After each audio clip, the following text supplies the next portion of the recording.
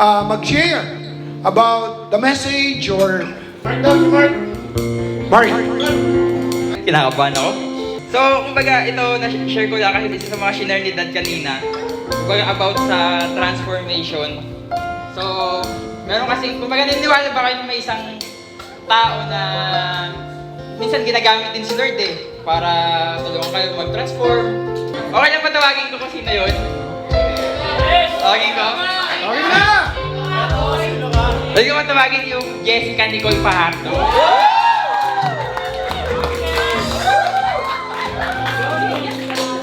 Siyempre, galing ito kay Lord. Pag galing kay Lord, papakawalan pa ba? Papakawalan pa ba natin?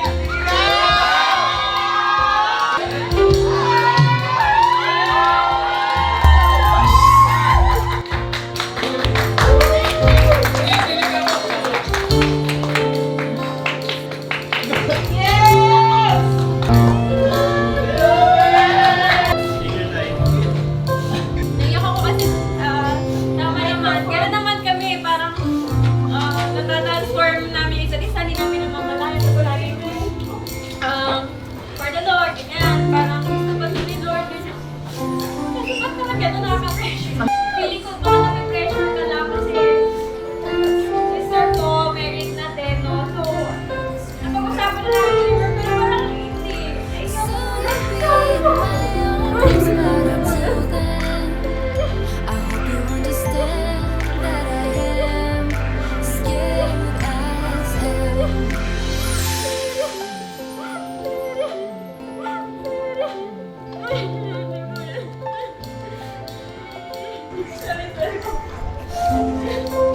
This is breaking to me, and I hope you understand.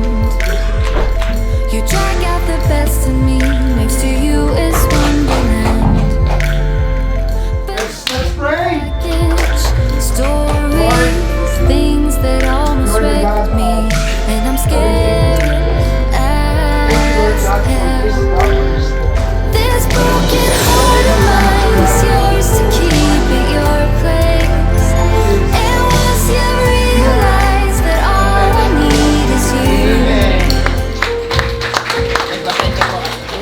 my arms, but until then, I hope you understand that I am scared as hell. I don't wanna live another day if you won't be there. And when I'm done with this, my heart will be complete. But I never thought that you could, and I'll never think that you can understand why I am scared as hell.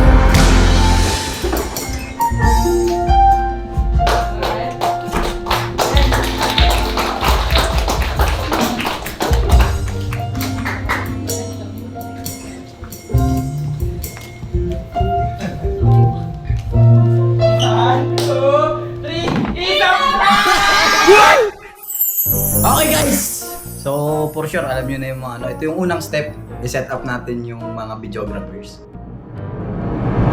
Yung build up na mabubuo natin sa maghapong daraan bago mangyari yung fellowship sa mga mindset ng tao, iniisip nila na mag-yes, ganyan. Magkakaroon ng preno pag pumasok na dun sa scene na yun. And So kailangan alam nila yung magiging flow ng ating prank. So kung nausap na natin sila, dadako na tayo ngayon sa step 2.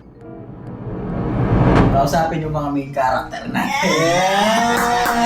Let's go! For the Republic of the Philippines of the White House, sorry po dahil kami yung nasa likod ng mga mangyayari ngayong araw ito.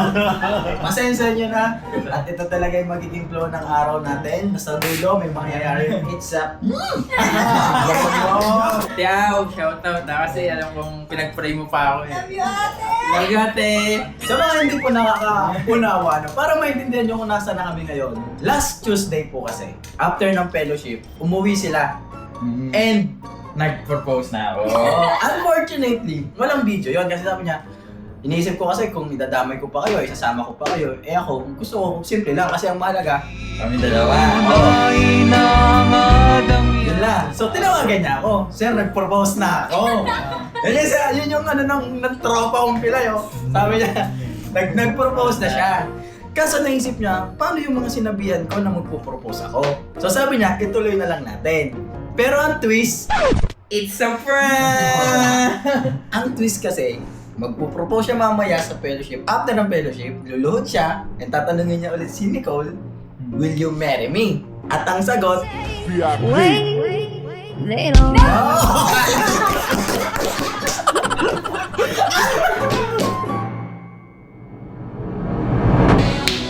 Isip ka na kanta ng pan-love song pag magpo-propose na siya. I feel wonderful because I see the love. Talaga? Magkunyari lang tayo, hindi natin alam. Pero alam na natin yan kanina pa.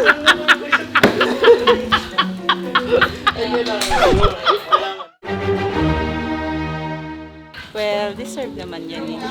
Kasi for how many years, parang ang tagal din siguro naghihintay. I have for you! Okay. Good news, bad news? Good news, ano yun? Sino? Coach Love ko? Coach Love, yan yung inaantay natin, di ba? May popost na ako, Coach Love. Ano sabi mo? Ano meron? Na mag-engage siya si... Talaga? Propose na. Okay. Bigyan mo Siyempre, it's a blessing na mawi-witness natin yun mamaya and be part of the special moment nilang dalawa. Parang pareho na nilang pinakahihintay itong moment na to. So, praise the Lord kasi mangyayari na. Yeah! Masaya. Masaya. Coach Mac, congratulations sa magiging new journey ng buhay mo. And always remember na si Lord palagi yung maging sentro nun, lahat-lahat. Even sa pag-aasawa mo, si Lord lagi ang sentro. Kasi pag si Lord yung pinaka-sentro niyan, hindi man smooth palagi, pero guided kayo ni Lord. Ang message ko po sa kanilang dalawa na ang kanilang buhay po ay may matinding layunin at may purpose. Kaya praying po na yung couple na ito ay magagamit talaga nila yung buhay nila para sa Panginoon. Guys, ito na yung sing-sing, oh. Wait. Pang! Check. Hey! Yes!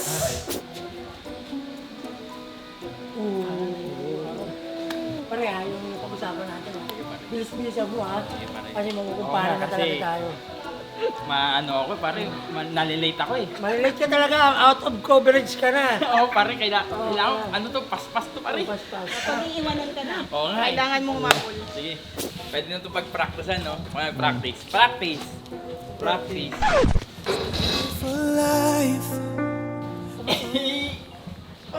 Uy! Magano ka pag ganyan. Coach, mamaya magpo-propose na siya, no? Coach Maki. Yun, natuloy din sa wakas! Search message ko kay Coach Macmac, tapos kay Pajardo, laging God Center, and sana tumagal pa yung relationship nyo, and sana kahit anong problema huwag kayong maghiwalay, okay? So, nandito kami palagi sa inyo to support you guys. God bless! Kay Maki, syempre, congratulations. Wala kayong mawiwish sa inyo ni Lovely. Uy, sino yun? Sino ba yan? Ano pangalan? Binago. Nicole tayo. Nicole. Sorry, Chip. Take two. Chip, wala akong mawiwish syempre sa inyo ni Nicole. Kundi, syempre, good life hanggang sa future kasama si Jesus. Yun ang palaging gawin yung center ng relationship mo. Syempre, si God, wala nang iba. And, yung pagsubok, di naman mawawala yan. Pag nagkaroon pagsubok, syempre, hiwalay. Pag nagkaroon pagsubok, syempre, pray lang. Kasi hindi makibibigyan ng problema ni God na hindi niyo masusunod. Coach, congrats sa inyong dalawa. Mas maganda yan. Mas lalo kayo mapapalapit kay Lord. Kasi, ano kayo sa niyan, Coach? Tuturuan kita ha. Papayuhan kita. Ano kayo niyan, Coach? Para prone kayo sa kasalanan niyan. Buti na lang, nag-propose ka na. Ayos yan. Katang siya na mag-share. Tapos sino mag-share? Ako na to. Okay. Hindi ako nakapagtago ng kilig kaya mama. Baka hindi na ako sa... Oh my gosh! Nice. Oh gosh. Bili yung kumaka. Huwag mo papaya. Sige. Ako pa ba? Yes. Let's go! Hindi lang ako. Ito na yun. Ay! Mamaya may surprise mamaya. Yung proposal ni Coach Maki, ano. Oh my gosh, magkaganyan-ganyan na siya. Sasabihin niya ni mama mo, yes, I do. Kamusta? Okay na. Na-set up na lahat?